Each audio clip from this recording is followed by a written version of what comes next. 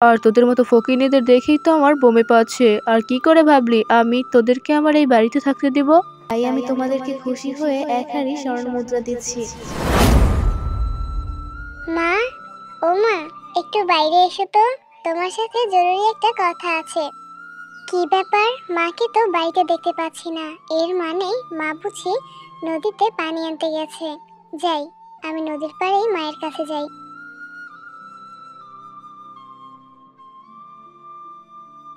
মা, তুমি এখানে এসেছো? আর ওদিকে আমি তোমাকে বাড়িতে কত খুঁজলাম। কেন রে মা টুম্পা, কারো কি কিছু হয়েছে নাকি? আবার তুই আমাকে খুঁজতে এখানে এলি যে? মা, সবাই বলছে আজ বিকেলে নাকি আমাদের বনে ঝড় হবে, আর ঝড়ে ঘর বাড়ি ভেঙে সবার নাকি ক্ষতি হবে। তাই সবাই নিরাপদ আশ্রয়ে যাচ্ছে। চলো না মা, আমরাও নিরাপদ আশ্রয়ে যাই। টুম্পা মা, তুই সত্যি বলছিস? তাহলে তো আমাদেরও একটা নিরাপদ আশ্রয় খুঁজতে হবে। চল তাহলে আমরা বাড়িতে গিয়ে সবকিছু গুছিয়ে নেই, আর পাশের বনে গিয়ে দেখি কোনো আশ্রয় পাই কিনা।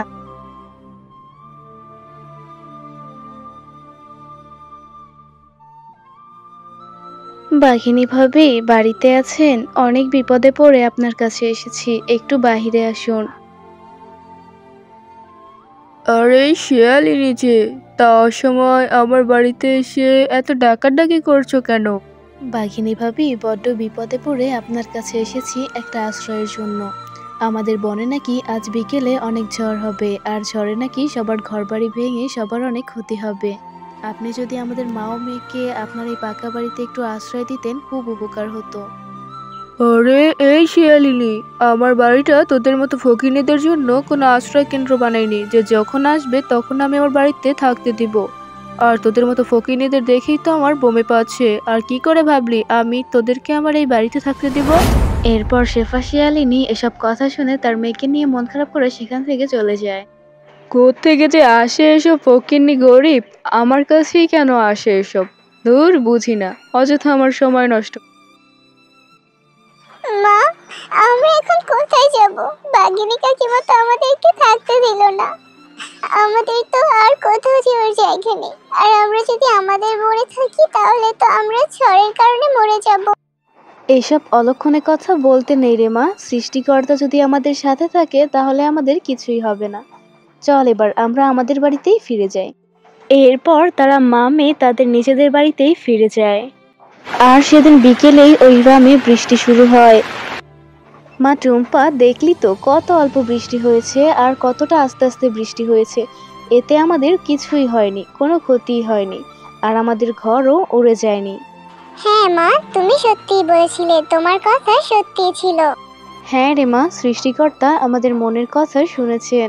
মা টুম্পা, এখন তো বৃষ্টি থেমে আকাশটা পুরোপুরি পরিষ্কার হয়ে গেছে। আমি তাহলে বনে গিয়ে দেখি কোনো ফল পাই কিনা। ও মা, তুমি বনে ফল খুঁজতে যাবে? আমাকেও তোমার সাথে নিয়ে চলো না মা। আমি একা একা কার সাথে থাকবো? বনে যে কেউ নেই, সবাই যে চলে গেছে, আমি কার সাথে খেলা করব বলো? আচ্ছা ঠিক আছে, তোর একা থাকতে হবে না, তুই বরং আমার সাথেই চল।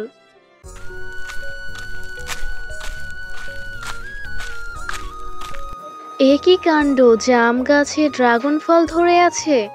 ও মা, দেখো গাছে কি সুন্দর একটা গোলাপি রঙের ফল ধরে আছে। আমাকে পেড়ে দাও না মা, আমি ওই ফলটা খাবো।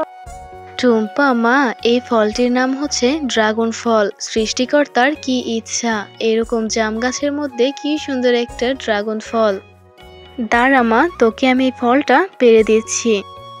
ও মা, আমি এই ফলটা খেতে থাকি, তুমি ততক্ষণে অন্য কোনো ফল তুলে নাও। আর এই ফলটা দেখতে কতটা সুন্দর, দেখো মা, খেতে না জানি কত মজা হবে। না রে মা, এই ফলটি তুই এভাবে খেতে পারবি না। এই ফলটি বাড়িতে নিয়ে গিয়ে বটি দিয়ে এর খোসা ছাড়িয়ে তারপরে তুই এই ফলটি খেতে পারবি। আচ্ছা মা, ঠিক আছে, আমি এই ফলটি বাড়িতে নিয়ে গিয়ে তারপরেই খাবো।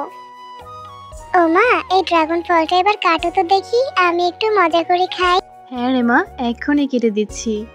এরপর টুম্পার মা সেই ড্রাগন ফলটি কাটতেই তার ভেতর থেকে একটি পরী বেরিয়ে আসে।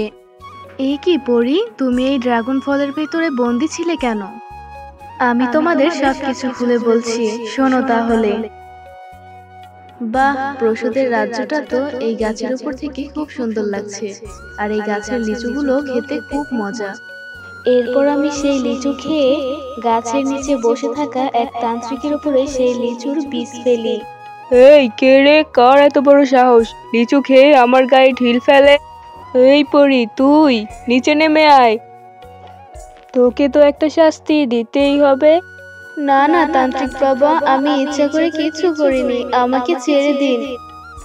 এরপর সেই শয়তান তান্ত্রিক আমার কোনো কথা না শুনে আমাকে ড্রাগন ফলের মধ্যে বন্দি করে দেয়। আজকের পর থেকে তুই ড্রাগন ফলের মধ্যে বন্দি হয়ে থাকবি, যা, এটাই তোর শাস্তি। আর তুমি সেই ফল কাটার পরে আমি এখান থেকে মুক্ত হয়েছি। ধন্যবাদ শিয়ালিনী। ও আচ্ছা, এই ব্যাপার তাহলে। আচ্ছা পরি, তাহলে তুমি এখন তোমার রাজ্যে ফিরে যাও, নয়তো সেই শয়তান তান্ত্রিক যদি তোমাকে আবার দেখে তাহলে তোমাকে আবারও বন্দি করে ফেলবে। শিয়ালিনী, তোমরা অনেক ভালো, তোমরা আমাকে সাহায্য করেছো, তাই আমি তোমাদেরকে খুশি হয়ে 1 হাঁড়ি স্বর্ণ মুদ্রা দিচ্ছি। এগুলো যদি তোমরা বিক্রি করো তাহলে তোমাদের আর কোনো অভাব থাকবে না। তোমাদের অনেক ধন্যবাদ। পরি, তোমাকেও ধন্যবাদ আমাদের এই অসময়ে আমাদের পাশে থাকার জন্য। এরপর শিয়ালিনী সেই স্বর্ণ মুদ্রা বিক্রি করে সেই গ্রামের ধনী একজন হয়ে যায় এবং সুখে শান্তিতে বসবাস করতে থাকে। তো বন্ধুরা, ভিডিওটি যদি ভালো লাগে তাহলে একটি লাইক করে এবং চ্যানেলটি সাবস্ক্রাইব করে পাশেই থাকো।